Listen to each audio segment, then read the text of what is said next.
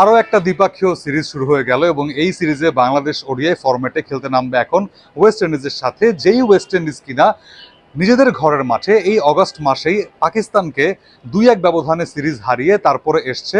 যদিও ওয়েস্ট ইন্ডিজেরও সামগ্রিক ক্রিকেটের অবস্থা খুব একটা ভালো নয়, কিন্তু আমাদেরও খুব যে একটা ভালো সেটা বলতে পারছি না। টেস্ট আমাদের আগে থেকেই একটা অপ্রিয় ফরম্যাট ছিল বলতেই হচ্ছে, আমার সেই রেজাল্টের ভিত্তিতে। টি-20 ফরম্যাটটা অপ্রিয় ছিল কিংবা একটু আনকমফোর্টেবল ছিল, সেখান থেকে যদিও আমরা আস্তে আস্তে ঘর গোছানো শুরু করেছি এবং গুছিয়ে একটা ফরম্যাটে দাঁড়িয়েছি, কিন্তু ওডিআই ফরম্যাটটা আমাদেরকে বলতেই হচ্ছে এখন পর্যন্ত যেটা আমাদের প্রিয় একটা ফরম্যাট ছিল, সেই ফরম্যাটে 2023 বিশ্বকাপ থেকে মনে হচ্ছে আমরা যে নিচের দিকেই নামছি এবং সেই ক্রমাগত নিজের দিকে কিংবা পেছনের দিকে চলে যাওয়ার শেষমেশ একটা বড় ফল আমরা দেখতে পেলাম এই বাংলাদেশ আফগানিস্তান ওডিআই সিরিজটা সদ্য সমাপ্ত, যেখানে বাংলাদেশ 3-0 ব্যবধানে একদম উড়েই গেছে। সো এই যে বাংলাদেশের সামগ্রিক ওডিআইয়ের একটা অবস্থা, এই অবস্থা থেকে কি বাংলাদেশ বের হতে পারবে কিনা এবং ওয়েস্ট ইন্ডিজের সাথে ঘরের মাঠে মহা গুরুত্বপূর্ণ সিরিজটা জিততে পারবে কিনা, যেই জয়টা খুব বেশি প্রয়োজন, not only mentally but also functionally, because এই সিরিজটার উপর নির্ভর করছে কিন্তু অনেক কিছু। যেমন বাংলাদেশ এর পরবর্তী 2027 ওডিআই বিশ্বকাপে যাওয়ার ব্যাপারে কতটা অগ্রসর হতে পারবে সেটাও কিন্তু নির্ভর করছে এই সিরিজটারও ওপর। সো সামগ্রিক বিষয় নিয়েই আলোচনা করব আজকে হোয়াট দ্য পিচে।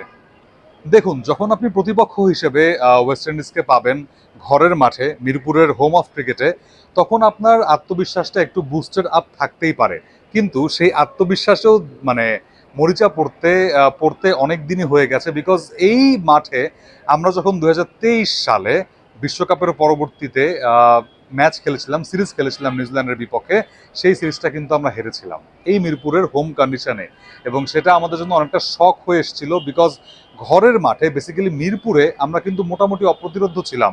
নাজমুল শান্তর অধীনে আমরা যতগুলো ম্যাচ খেলেছি, কিংবা তারও আগে তামিম ইকবাল, তার আগে মানে মাশরাফি ছিলেন, সাকিব ছিলেন, সো যে কোনো ক্যাপ্টেন্সির আন্ডারেই আমরা কিন্তু বাংলাদেশ ওডিআই দল নিয়ে অনেক হ্যাপি ছিলাম, এবং মিরপুরে কোনো ওডিআই ম্যাচ হলে আমরা আরও বেশি খুশি হয়ে যেতাম। বিকজ দেখুন, এটা আমাদের চেনা গ্রাউন্ড, আপনি খুব ভালো মতো জানেন এখানে আপনাকে কি করতে হবে না করতে হবে, এবং ওডিআই ফরম্যাটটা এককালে আমাদের প্রিয় থাকার পরেও এখনো যে আমাদের একদমই সৎ বাবা হয়ে গেছে এমন না।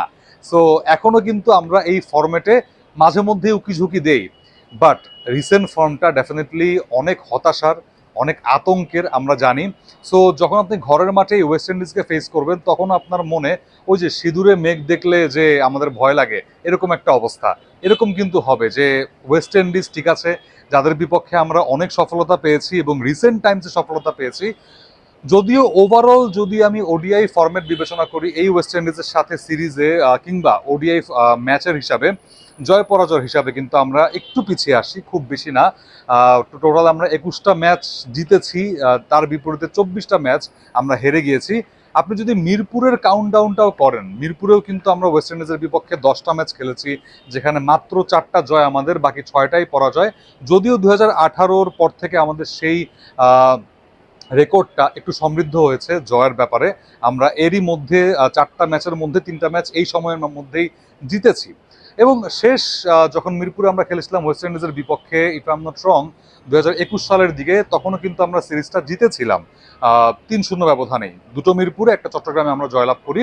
বাট তার পরপরই যখন আমরা ওয়েস্ট ইন্ডিজে যাই, সেই ওয়েস্ট ইন্ডিজে গিয়ে আমরা একদমই ধবল ধোলাই হয়ে আসি, 3-0 ব্যবধানে সিরিজটা হারি, সেটাও ওই মেহেদী মিরাজের নেতৃত্বে। সো সবকিছু মিলিয়ে বলতে হচ্ছে যে ওয়েস্ট ইন্ডিজকেও কিন্তু আপনি হালকা করে দেখতে পারবেন না। কারণটা হচ্ছে সেই রেকর্ড, সাম্প্রতিক রেকর্ডটা কিন্তু খুব বেশি যে ভালো এটাও আপনি বলতে পারবেন না। ওয়েস্ট ইন্ডিজের ক্ষেত্রে আমাদের সেই লাক্সারিটা থাকলেও শেষ সিরিজটার কথা বিবেচনা করে আমরা সেই লাক্সারিটা নিয়েও নামতে পারবো না। টনি হেমিং এর নেতৃত্বাধীন যেই গ্রাউন্ডস কমিটি, সেই গ্রাউন্ডস কমিটি বেশ ভালো মতো গুছিয়ে ওঠার চেষ্টা করছে, এবং পিচ আমরা দেখেছি, পিচ দেখিনি বেসিক্যালি, আউটফিল্ডে যে দেখেছি একদমই লর্ডস, মেলবোর্ন সবকিছু তুলনা করছেন দর্শক প্রেমীরা বা ক্রিকেট প্রেমীরা। সো সেদিক থেকে বিবেচনা করলে আপনি উইকেটটা যেহেতু এখনো দেখেননি, এবং টনি হেমিং আসার পরে গামিনী ডিসিলভার কাছ থেকে যখন টনি হেমিং দায়িত্বটা পেলেন, এবং প্রায় 2 মাসেরও বেশি সময় পরে ওডিআই ক্রিকেট ফিরবে, অ্যাটলিস্ট ক্রিকেট ফিরবে মিরপুরে, এবং ওডিআই ক্রিকেট তো সেই আরও আগে 2023 সালে আমরা শেষ খেলেছি এই গ্রাউন্ডে। সো তারপরে যখন ক্রিকেটটা ফিরছে, ওডিআই ক্রিকেটটা ফিরছে, তখন কিন্তু আপনি উইকেটের চরিত্র বুঝতেও খানিকটা দ্বিধাগ্রস্ত হবেন, একটু ডিফিকাল্টিস ফেস করবেন যে উইকেটটা কেমন হতে পারে। সো আমি যদি চিরাচরিত স্পিনিং ট্র্যাকই ধরে নেই, সেখানে যেখানে ওয়েস্ট ইন্ডিজের ব্যাটাররা স্পেশালি স্পিনে দুর্বল, যেটা আমরা ইন্ডিয়াতেও দেখেছি রিসেন্টলি শেষ হওয়া টেস্ট সিরিজে, খুব একটা ভালো অবস্থানে ছিল না ওয়েস্ট ইন্ডিজ ব্যাটাররা স্পিনের অ্যাগেনস্টে। যদিও দিল্লি টেস্টের শেষ ইনিংসে ওয়েস্ট ইন্ডিজ মোটামুটিভাবে ঘুরে দাঁড়িয়েছে। আমাদের যদিও ভারতের মতো টপ ক্লাস স্পিনার নেই, তারপরে আমাদেরকে ভরসা রাখতে হবে এই ওডিআই সিরিজে যারা রিসেন্টলি ওডিআই খেলেছেন, এবং সেই সেট অফ স্পিনারদের দিকে তাকিয়ে থাকতে হবে। সো সব কিছু মিলিয়ে না একটা চাপা অস্বস্তি আছে, যেই অস্বস্তি থেকে বের হওয়ার টোটকাটা আমাদের ক্রিকেটারদেরকেই খুঁজে বের করতে হবে। বিমানবন্দরে যে ঘটনাটা ঘটে গিয়েছে, সেই ঘটনাটা দেখছিলাম যে it is not a good sign for sure.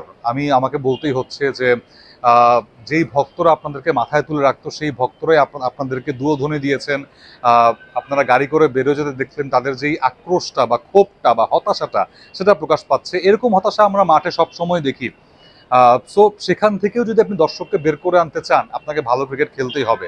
এবং এই ওডিআই সিরিজটা আমি বলছিলাম 2027 ওয়ানডে বিশ্বকাপ খেলার জন্য আপনার একটা নতুন শুরু হতে পারে, বিকজ আপনি আফগানিস্তানের বিপক্ষে যেই সিরিজটা আপনার 3-0 জয়ের দরকার ছিল, সেখানে 2-1ও হয়নি, সেখানে 3-0 হয়েছে।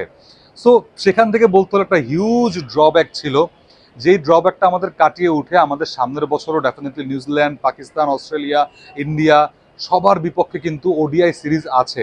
সো কেন এই সিরিজটাকে খুব ইম্পর্টেন্ট বলছি, বিকজ প্রতিপক্ষ বিবেচনায় আপনাকে এই সিরিজটাকে পাখির চোখ করতে হবে ওয়েস্ট ইন্ডিজকে ধবল ধোলাই করতে। কিন্তু ওয়েস্ট ইন্ডিজ কি ছেড়ে কথা বলবে? বিকজ আমরা কিন্তু ওয়েস্ট ইন্ডিজের সাথেই আছি র্যাঙ্কিংয়ে, ওয়েস্ট ইন্ডিজ 9-এ, আমরা 10-এ। সো ব্যাক বেঞ্চার এই দুই দল, ব্যাক বেঞ্চারদের ব্যাটেলটা খুব দুর্দান্ত হতে চলেছে, কারণ ওয়েস্ট ইন্ডিজেরও কিন্তু এই সিরিজটা জিততেই হবে। সেটা 2-1 ব্যবধানে ওয়েস্ট ইন্ডিজ জিততে পারে, রেটিং পয়েন্টটা বাড়বে। 3-0-তে জিতলে কিন্তু তাদেরও সুযোগ থাকবে নাম্বার 8-এ চলে যাওয়ার ক্ষেত্রে। সো ওয়েস্ট ইন্ডিজ আপনাকে ছেড়ে কথা বলবে না, এবং তারাও কিন্তু একটা ব্যাটিং হ্যাভি দল নিয়ে এই উপমহাদেশের কন্ডিশনে এসছে, ভারতে গেছে। খুব একটা কোয়ালিটি স্পিন তাদেরও ছিল না। তাদের যেটা আছে আনকোরা এবং অভিজ্ঞতার মিশেলে একটা পেস ইউনিট আছে। স্পিন ইউনিটটা বেশ ভালো, আপনি গুডাকেশ মোদির কথা বলতে পারেন, রস্টন চেজের কথা বলতে পারেন, তারপরেও টুকটাক কয়েকজন অলরাউন্ডারও আছে ভালো। সো সব কিছু মিলিয়ে ওয়েস্ট ইন্ডিজ সিরিজটাও কিন্তু আপনার জন্য কঠিন হবে না, বিশেষ করে তাদের ব্যাটিং স্ট্রেংথটা কিন্তু বেশ ভালো। দিল্লি টেস্টের শেষ ইনিংসে যেভাবে ওয়েস্ট ইন্ডিজ ঘুরে দাঁড়িয়েছে, এবং সেখান থেকে কয়েকজন ব্যাটার কিন্তু এই ওডিআই সিরিজেও আছে বাংলাদেশের বিপক্ষে। সো কঠিন হতে যাচ্ছে এই সিরিজটা। আমি ভিডিওর শুরু থেকেই বলছি যে this won't not be a easy series, and easy series to win. So সেদিকটাতে আমাদের অবশ্যই লক্ষ্য রাখতে হবে। এবং বাংলাদেশ দল এখনও কিন্তু সেই স্কোয়াডটা ঘোষণা করেননি। 18 তারিখ থেকে ম্যাচ শুরু, শনিবার থেকে। সো আজকে 16 তারিখ, হোপফুলি কিছুক্ষণের মধ্যে কিংবা কালকের মধ্যে দলটা পেয়ে যাবো। খুব বেশি পরিবর্তন হয়তো আমরা দেখবো না, যে ওডিআই দলটা খেলে এসছে আফগানিস্তানের সাথে সিরিজ, খুব বেশি চেঞ্জ করারও নেই। মেহেদী মিরাজ থাকবেন ক্যাপ্টেন্সিতে। ওপেনিং পজিশনটা আমাদেরকে দেখতে হবে, সৌম্য সরকারকে ফেরানোর কথা বলা হচ্ছে, তিনি ফেরেন কিনা আলটিমেটলি স্কোয়াডে, সেদিকে চোখ থাকবে সবার। নাইম শেখ একটা ম্যাচ খেলতে পেরেছেন মাত্র, এবং সেই একটা ম্যাচের সেই যে 24 বলে 8 রান করেছেন, সেই বিচারে আপনি তাকে বাদ দিয়ে দেবেন কিনা, নাকি ঘরের পরিচিত কন্ডিশনে তাকে একটা ম্যাচ দেবেন, সেটাও কিন্তু খুব গুরুত্বপূর্ণ বিষয়। তিনি স্কোয়াডে থাকবেন কিনা। তানজিদ তামিম, পারভেজ ইমন ও ওয়ানডেতে খুব একটা বেশি ভালো টাচে নেই, তো সেদিকটাকে আপনাদেরকে লক্ষ্য রাখতে হবে। লিটন কুমার দাস তিনিও খেলতে পারছেন না, খুব সম্ভবত স্কোয়াডে থাকবেন না সেই ইনজুরির কারণেই ডেফিনেটলি। সো বোলিং লাইন আপে খুব বেশি পরিবর্তন বাংলাদেশ দল করতে চাইবে না আনডাউটেডলি, বিকজ বোলিং লাইন আপটা আমাদের যথেষ্ট স্ট্রেংথেনই আছে। টুকটাক হয়তো হাসান মাহমুদকে সরিয়ে সেখানে আরেকজনকে ইন করানো যেতে পারে, শরীফুল আছেন সেখানে, মোস্তাফিজ, তাসকিন, তানজিম সাকিব। সো এই চারজনই আই গেস এনাফ হবেন। বাট আমার মতে অবশ্যই অ্যাটলিস্ট যদি আপনি এনসিএল টি20-র পারফরমেন্স বিচার করেন, আপনার অবশ্যই দলে ইয়াসির রাব্বি, মাহিদুল অঙ্কন এই দুজনকে হলেও সুযোগটা দেওয়া উচিত, সেই মিডল অর্ডারটা স্ট্রেংথেন করতে। সেদিক থেকে আমরা আবার কাকে বাদ দেবো ওপেনিংয়ে, কারণ আমাদের সব কিন্তু ওপেনিং হেভি একটা দল। সো সব কিছু মিলিয়ে অনেক প্রশ্নের উত্তর খুঁজে পাওয়ার সিরিজ এটা। দেখা যাক এই সিরিজটাতে কেমন করে বাংলাদেশ। স্কোয়াড দিলে ডেফিনেটলি সেই সম্ভাবনা নিয়ে আরেকটু কাটাছেড়া হবে। সো আপনারা জানিয়ে দিতে পারেন যে আপনার কাকে দেখছেন স্কোয়াডটাতে এবং কেমন হতে পারে এই সিরিজের ফল। বাংলাদেশ কি পারবে 3-0 সিরিজ জিততে? জানিয়ে দেবেন হোয়াটসঅ্যাপ কমেন্ট বক্সে।